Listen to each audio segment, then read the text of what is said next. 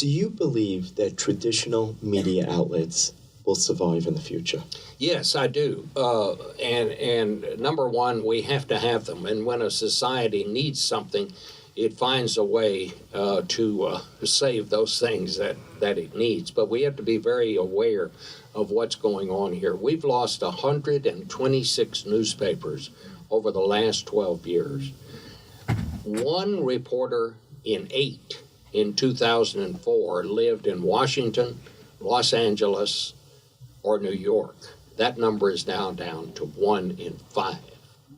There are places in this country, especially out through the Rust Belt, where it's not a question, are they getting biased news?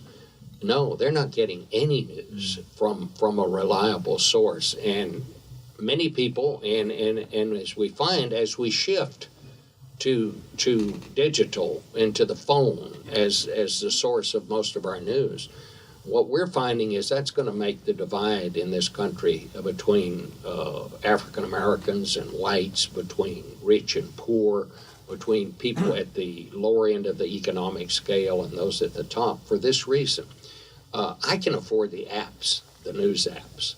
I get the New York Times, the Washington Post, the Wall Street Journal on my phone. I subscribe to the CNN wire service in addition to CBS.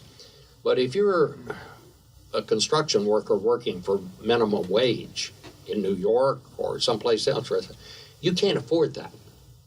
So the news that you're getting is oftentimes what your browser kicks up and you actually see by accident, because people in the lower economic levels are not using their phone as the source of news. They're using it for many other things. Now, this problem is going to get worse because I think by 2020, 80% of us will have phones. So we're moving in that direction. There's no question about that.